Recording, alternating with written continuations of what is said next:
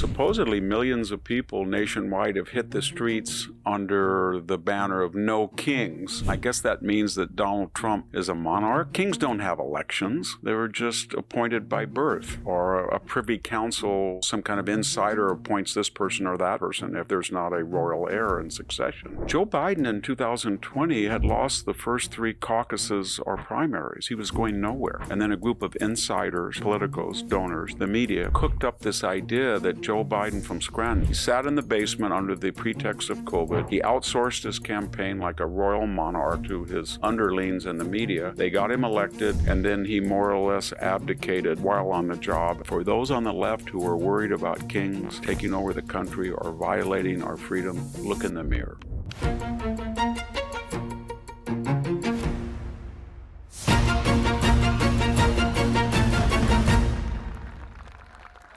America is going through a higher education transformation where students are realizing that what they want and need is a place that doesn't stifle their intellectual freedom. Standing out among the few graduate programs that value viewpoint diversity is Pepperdine University School of Public Policy, where I've taught the last 2 years. Their Masters of Public Policy is both applied and practical, preparing the next generation of leaders to participate in government agencies, the business sector, and think tanks. Pursue your MPP at Pepperdine. Daily Signal listeners qualify for an automatic 50 to 75% tuition scholarship and can learn more at go.pepperdine.edu/Daily Signal. It's go.pepperdine.edu/Daily Signal.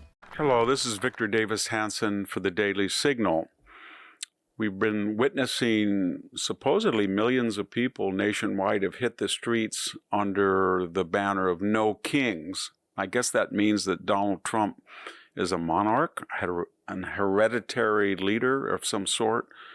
But who really are the kings and who is not the kings? And we could go through some definitions of monarchy and see to whom it applies the best.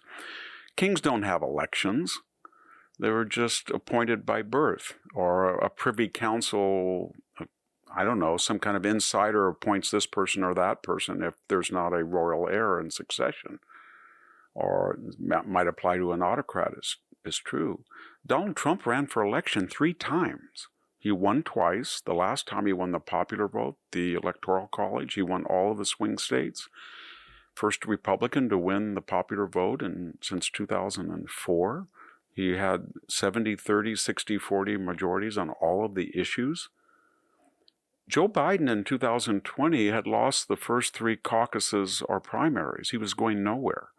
And then a group of insiders, politicos, donors, the media, panicked because they knew that to nominate a Elizabeth Warren, a Pete Buttigieg, especially a Bernie Sanders, would destroy the Democratic ticket. So they cooked up this idea that Joe Biden from Scranton, even though they knew he was already cognitively challenged, could be a veneer, a waxen effigy. And then they did not allow him to campaign because we know what happens when he campaigns, as we saw in 2024. He sat in the basement under the pretext of COVID. He outsourced his campaign like a royal monarch to his underlings in the media. They got him elected, and then he more or less abdicated while on the job and let the hard left in this quid pro quo arrangement run the country. I should say run the country into the ground by opening the border, 10 to 12 million illegal aliens, a 9% inflation rate, humiliation in Afghanistan, etc., etc.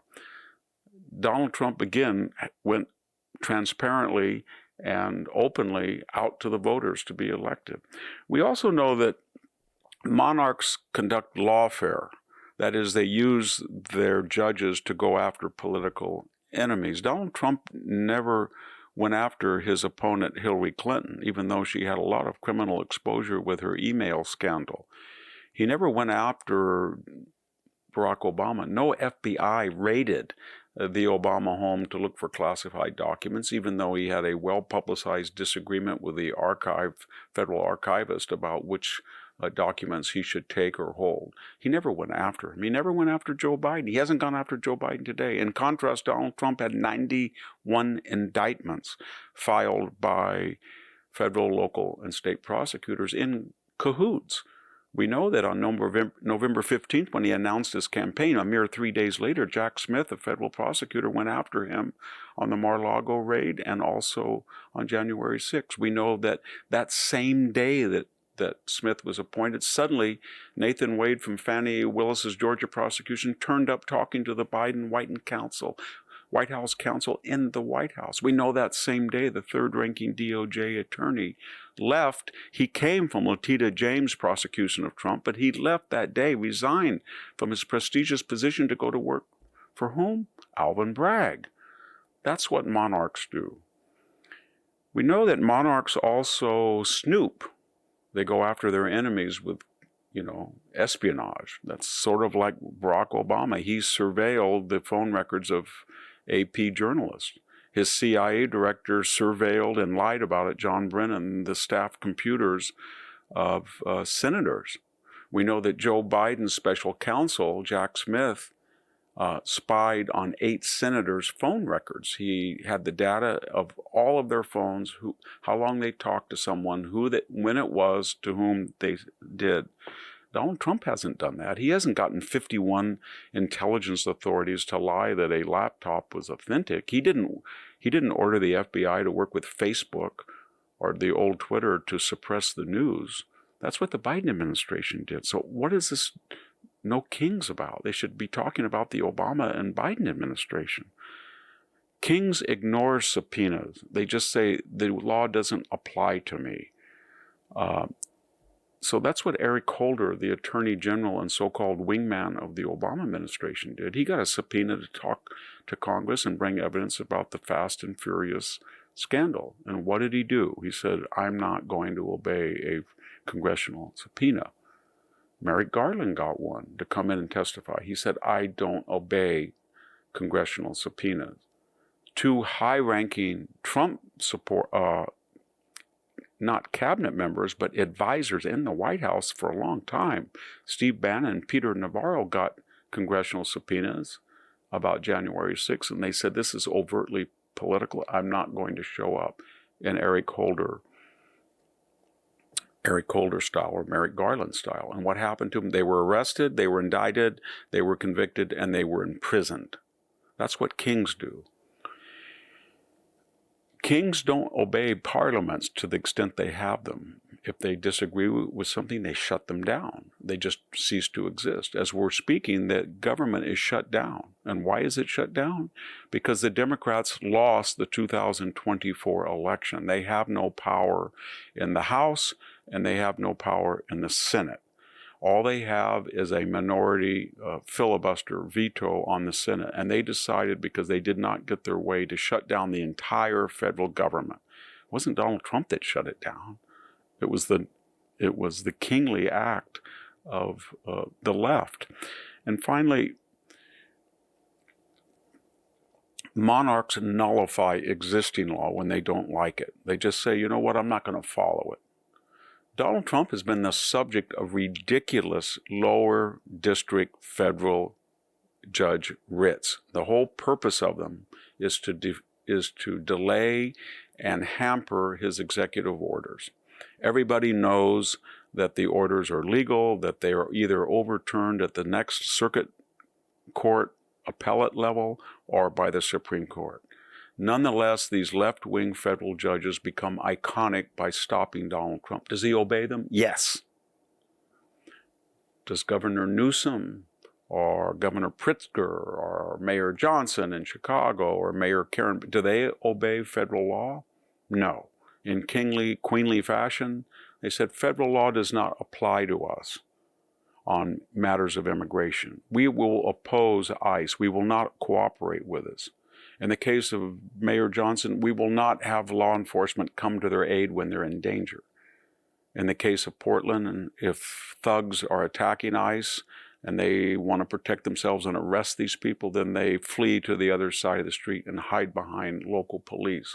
In other words, in neo-Confederate style, the left, maybe like kings, are nullifying federal law.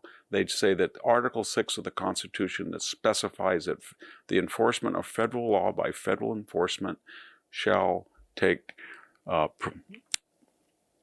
shall enjoy authority over state, local, and county laws in matters of federal jurisdiction. In other words, if you have a federal law about immigration and you want to get a criminal or someone who's facing a deportation order, it doesn't matter what the city of Los Angeles or the county of Los Angeles or the state of California say, a federal law enforcement officer has the right to arrest somebody if it's legal and he's in violation of either immigration law or federal codes, and they are. And yet, in nullification, neo-Confederate fashion, that law is being nullified, ignored, violated. In other words, if you're going to have a no kings protest and argue that the current president is a monarch, a king, a dictator, an autocrat, then you better come with evidence. But kings hold elections, they stand for re-election, they follow federal law, they follow court orders, they don't snoop on people, they follow congressional subpoenas, and they don't conduct lawfare.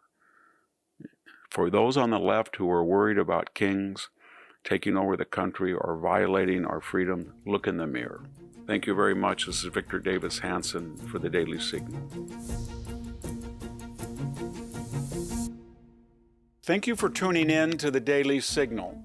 Please like, share, and subscribe to be notified for more content like this. You can also check out my own website at victorhanson.com and subscribe for exclusive features in addition.